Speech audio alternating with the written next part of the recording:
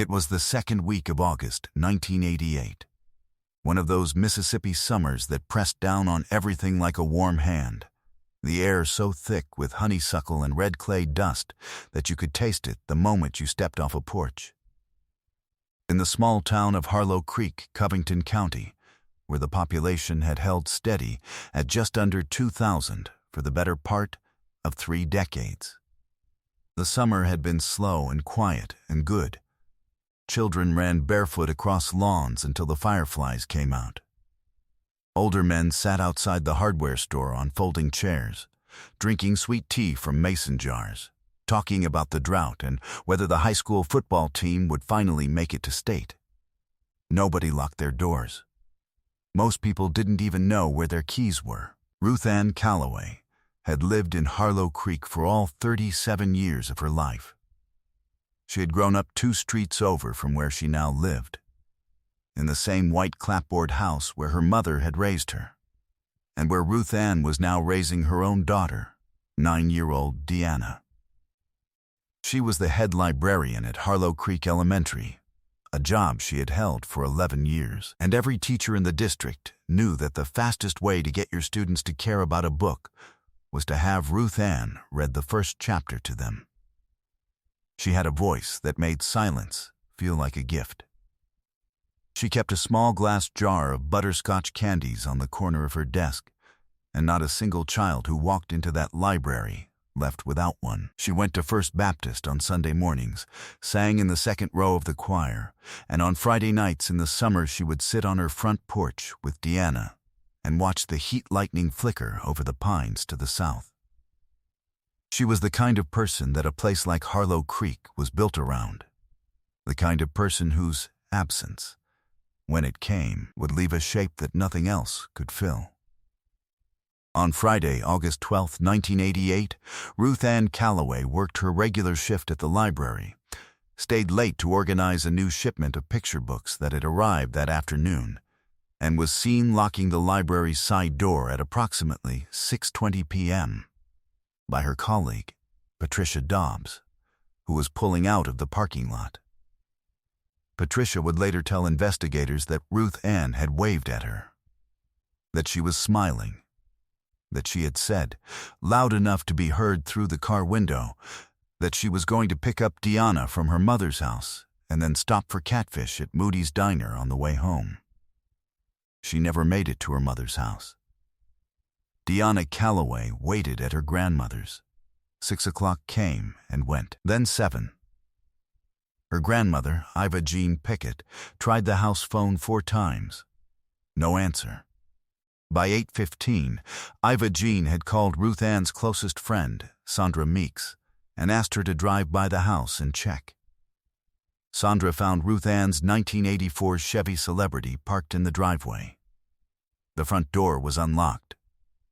A pot of water sat on the stove, not yet boiled. On the kitchen counter, a bag of catfish from Moody's Diner sat unopened in a paper sack, condensation rings already forming on the formica.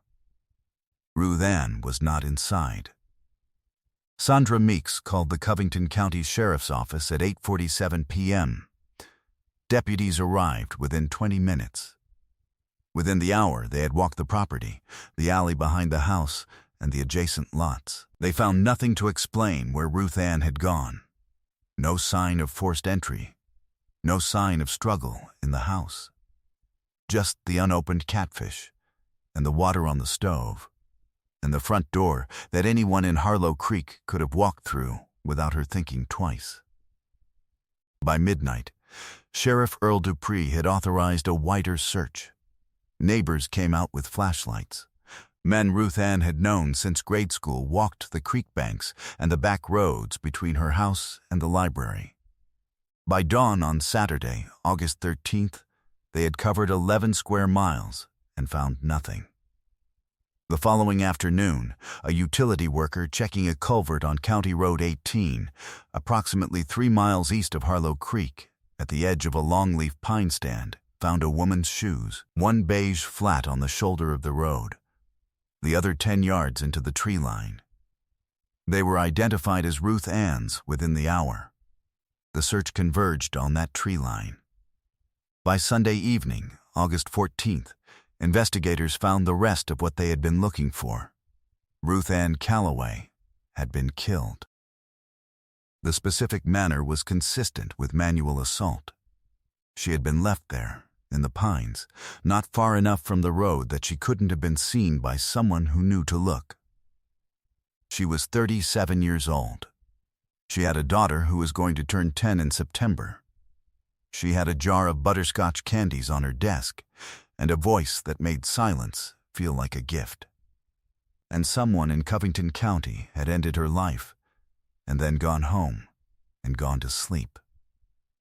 Detective Harlan Briggs of the Covington County Sheriff's Office was assigned the case on the morning of Monday, August 15th. He was 44 years old, a Hattiesburg native who had spent 18 years in law enforcement and had a reputation in the department for being the investigator who read case files on his lunch break and kept handwritten notes on index cards in a rubber-banded stack in his breast pocket.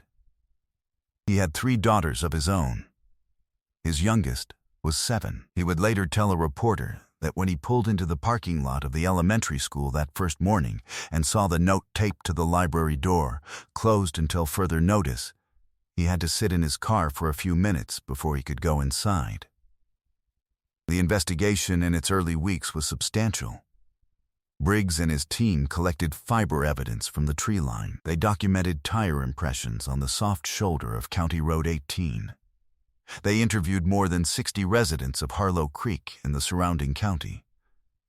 They pulled Ruth Ann's phone records and reviewed her schedule for the preceding 2 weeks. They spoke to everyone she had interacted with at the library, at the church, at Moody's Diner, and on her street. 2 men drew early attention. The first was a fieldwork contractor named Dennis Aud, who had been seen near the library parking lot on the afternoon of August 12th, and whose alibi, that he had been alone at a job site several miles away, could not be independently confirmed. He was interviewed twice. He submitted to a polygraph. The results were inconclusive. Investigators kept his name in the file, but within 6 weeks they had no evidence to move forward. He was never charged. The second was a man whose name does not appear in any public record from those early weeks, because what Briggs suspected then was a suspicion only. Something in the man's behavior during a neighborhood interview that didn't track right. A specific hesitation when asked about his whereabouts on Friday evening that Briggs noted on one of his index cards and underlined twice. But there was nothing physical, nothing that held. Briggs would carry that index card for years. Iva Jean Pickett drove the 11 miles between her home and the Covington County Sheriff's Office every 2 weeks through that fall, sitting across the desk from whoever was available, asking what progress had been made. She always brought a small covered dish for whoever was working the weekend shift. She was from a generation that understood that feeding people was the most direct form of insistence.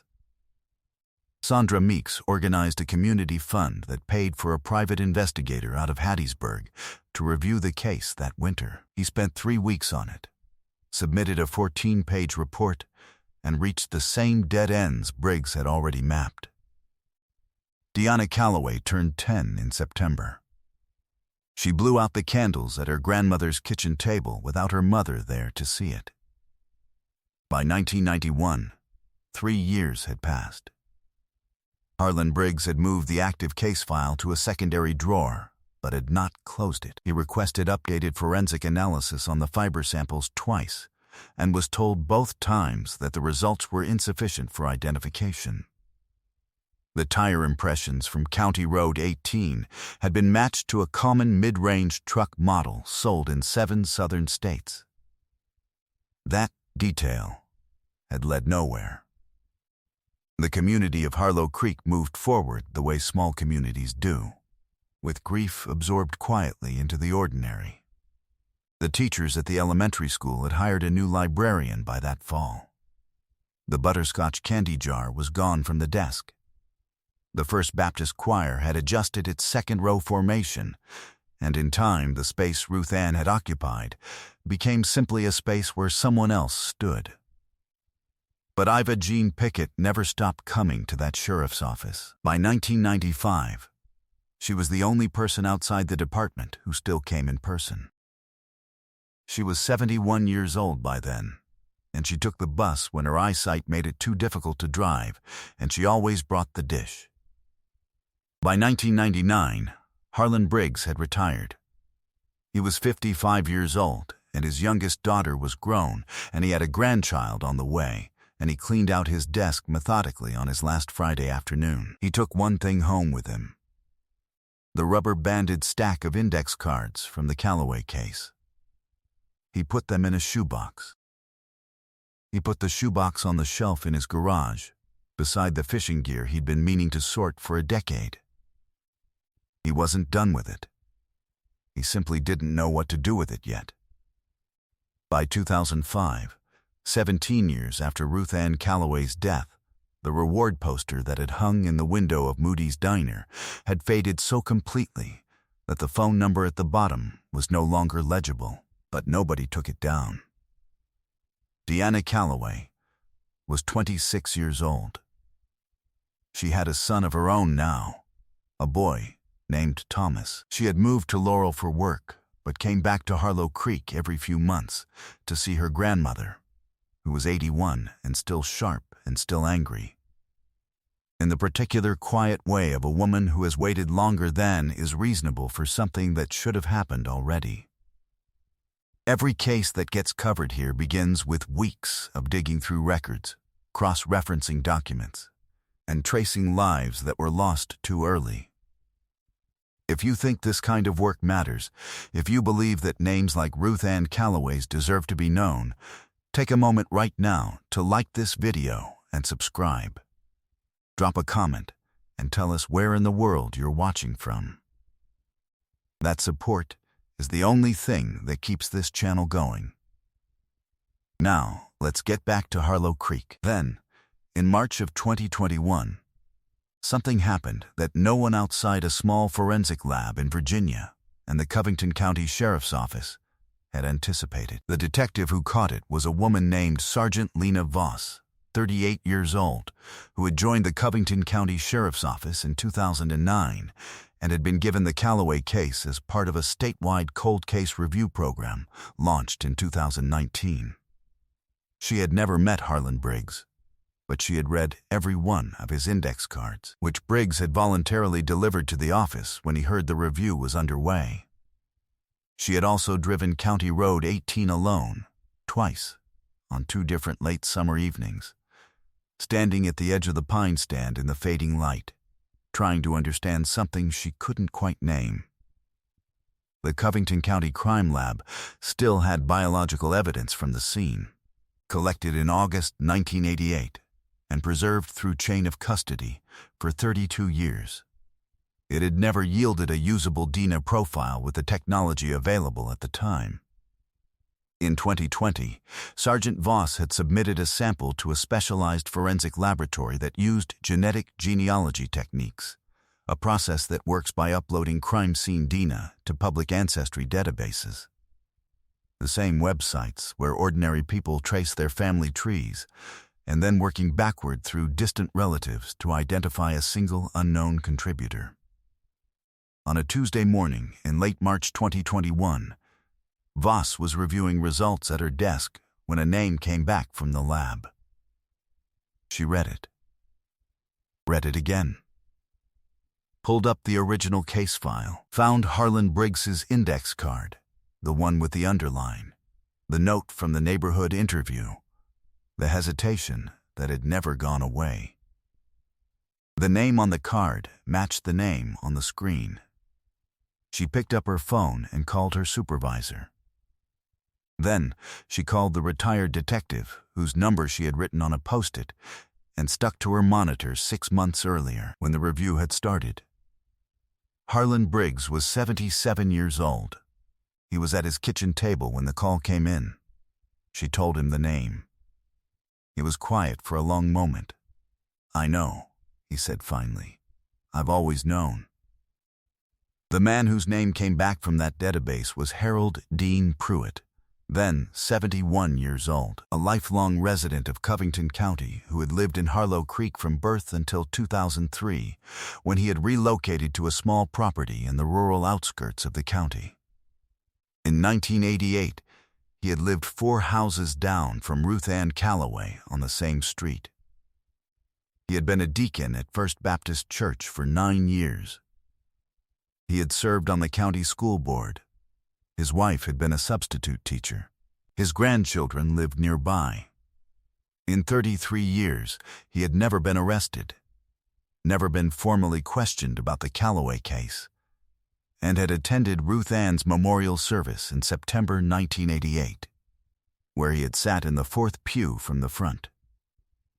He had been interviewed by Harlan Briggs once, in those first 2 weeks of the investigation, as part of the neighborhood canvass, one of 60-plus interviews that swept the street.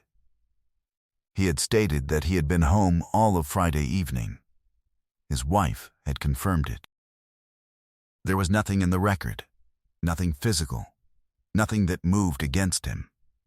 Just the hesitation, just the underline on an index card that sat in a shoebox in a garage in Covington County for 22 years. In April 2021, Sergeant Voss and 2 officers from the Mississippi Bureau of Investigation conducted a voluntary evidence collection at Pruitt's home under a ruse, a standard investigative technique in which he was not told the purpose of the visit. He consented, unaware that the DNA he provided would be submitted to the same lab that had already returned his family profile. The confirmatory match came back in 6 weeks. On June 3, 2021, 32 years, 9 months, and 22 days after Ruth Ann Calloway was found in the pine stand off County Road 18, Harold Dean Pruitt was arrested at his home by Covington County deputies and the Mississippi Bureau of Investigation. He was charged with first-degree murder. He did not speak when the handcuffs were applied. A neighbor who witnessed the arrest from her driveway later described watching a man she had known for decades being placed into a patrol car and saying that she had not known what to do with her hands. That she had stood there for a long time after the car left, looking at the spot where it had been. The investigation had confirmed what the DNA established, and what the additional forensic review of preserved fiber evidence corroborated. Harold Dean Pruitt had been present at the scene. The physical evidence, when reanalyzed with modern techniques, supported a sequence of events consistent with the prosecution's theory of the crime.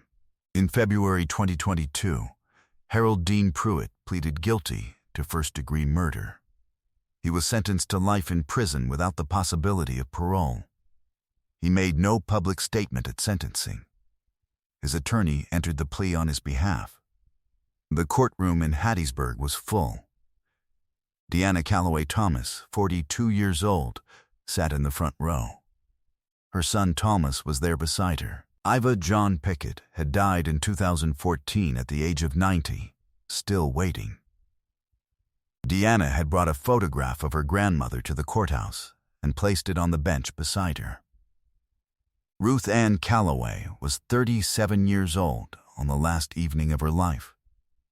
She had spent that day doing what she did every day, putting the right books in the right hands. She had stayed late to shelve a new shipment, because that was the kind of person she was, the kind who doesn't leave things half done. She had waved goodbye to her colleague in the parking lot and said she was going to get her daughter and stop for catfish, and for one ordinary moment, on a hot August evening in Mississippi, that was still everything that lay ahead of her. A daughter, a diner, a porch and fireflies, and a summer that wasn't finished yet. None of that is what happened. But it was what she deserved. Deanna Thomas gave a statement to local press after the sentencing. She said that when she heard the sentence read aloud, she felt something she had no word for. Something between relief and grief, because justice, when it finally arrives after 32 years, does not undo anything. It does not give back the birthday cakes and the Sunday mornings and the voice that read first chapters out loud. It only confirms that the truth was always there, patient and irrefutable, waiting for the tools to finally catch up to it. The Calloway case became one of 34 Mississippi cold cases resolved through genetic genealogy techniques between 2019 and 2023.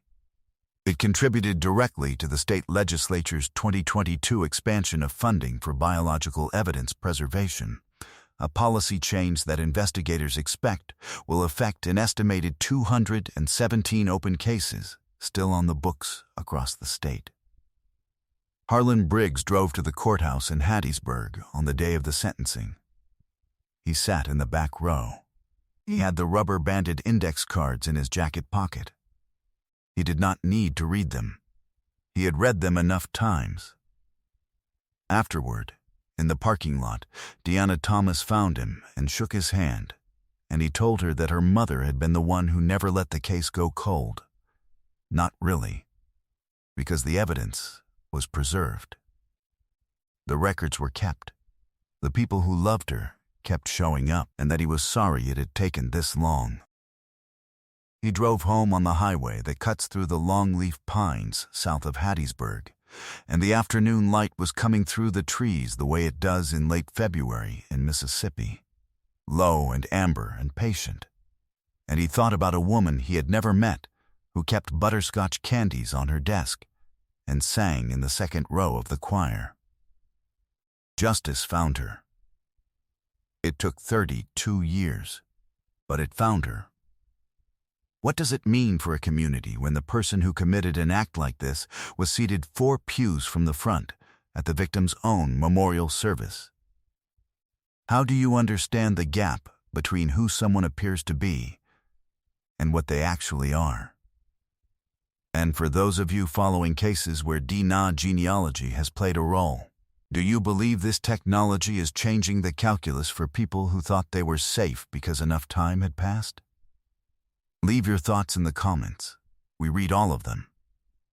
Ruth Ann Calloway's story is the reason this channel exists. If you believe that truth is worth pursuing no matter how many years it takes, subscribe. There are more cases in the description below, and every one of them belongs to someone who deserved better. Thank you for watching.